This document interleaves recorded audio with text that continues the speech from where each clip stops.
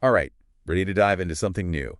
We've got a stack of RoleCatcher guides and articles here, all about becoming an assistant outdoor animator. And let me tell you, this career, it's not just about loving the outdoors, It's way more than that. which is what makes it so interesting. So I think someone who leads hikes, teaches kids how to build a campfire, those classic camp counselor vibes, right? Oh, absolutely. But those guides, they highlight a whole other side, like risk assessment, actually. Right. Analyzing potential hazards, making sure everyone stays safe out there. Yeah, safety first for sure. And get this, office administration, that's a big part of it, too. Wait, office admin. I did not see that one coming. Right. Like, it's not all just, trails and So tents. it's a lot more than meets the eye. Definitely. Think about it. Managing equipment, coordinating schedules, probably even handling bookings, permits. All right, got to keep track of all that.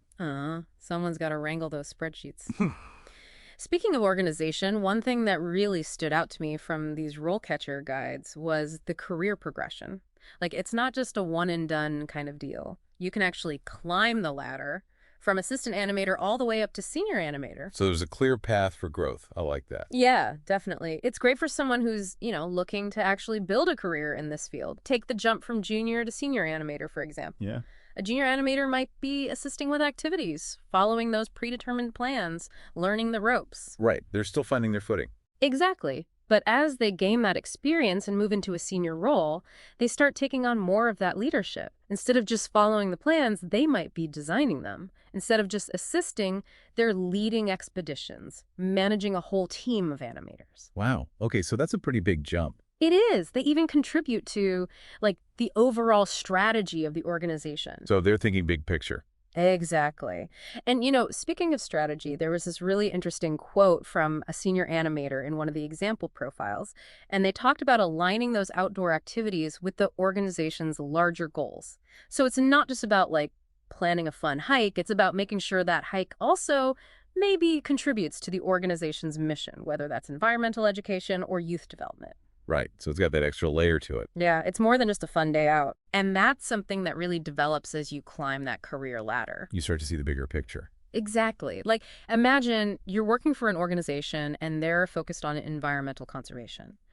As a senior animator, you wouldn't just plan any hike. You'd want to incorporate, leave no trace principles. And just for anyone who's not familiar with that. Oh, of course, leave no trace is basically all about minimizing your impact on the environment. So leaving a place better than you found it. Right. Pack out everything you pack in, Yeah. stay on the trail. Exactly. So in that scenario, the senior animator would make sure those leave no trace principles are a part of everything. The route planning, the educational stuff they share, it's all connected. It's about being a steward of the environment, not just passing through it.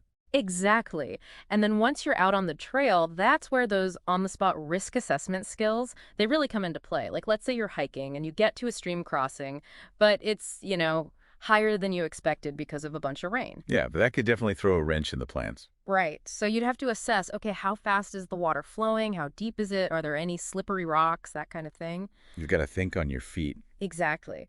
And then, based on all that, you make a judgment call. Is it safe to cross, or do we need to find a different route? Those are some high-stakes decisions. They can be. And what's interesting? These RoleCatcher guides, they actually dig into some of the techniques that outdoor animators use to assess risk.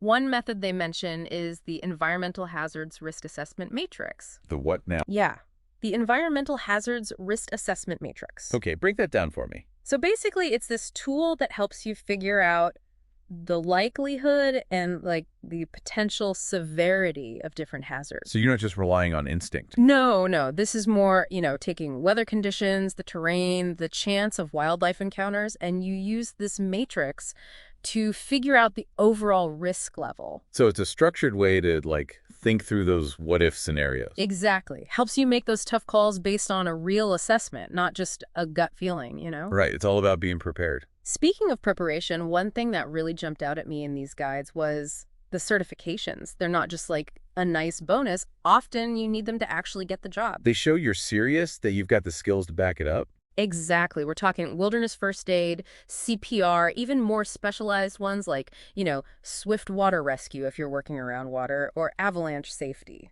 So it really depends on the environment you're going to be working in, Yeah, it's all about being prepared for anything. which makes sense when you're responsible for a group's well-being. Things can be unpredictable. Totally. Imagine you're leading a hike and someone trips, sprains their ankle. Having that wilderness first aid training, that could make all the difference. It's about peace of mind for everyone involved. Absolutely. And, this might go without saying, but I think it's worth mentioning. You've got to have a genuine passion for the outdoors to do this job. It's more than just checking boxes on a resume. Definitely. And I think that really comes across in these RoleCatcher profiles. Like there's this one junior animator, they talk about how much they love introducing kids to nature, seeing their faces light up when they spot a deer or learn about a new plant. Ah, those little moments of discovery. Yes. And, for some, that passion might mean focusing on environmental education. So like teaching leave no trace principles we were talking about? Yeah. Or introducing folks to the local ecosystems, maybe even organizing a trail cleanup. So you're not just a guide, you're a steward. Exactly. And then you have others who are drawn to the leadership part, the challenge of guiding a group through a tough obstacle course or supporting them as they push their limits, rock climbing, that kind of thing. It's about building confidence, teamwork. Creating those shared experiences. Yeah, the kind of memories you don't forget. Speaking of which, we've talked a lot about the what of this career, the skills, the day-to-day, but let's get into the why for a moment. Why would someone choose this path? What are the rewards? That's a great question. And I think the answer, it really varies. It gets to the heart of what motivates people. It seems like the reason they can be as varied as, the environments themselves. That's a great way to put it.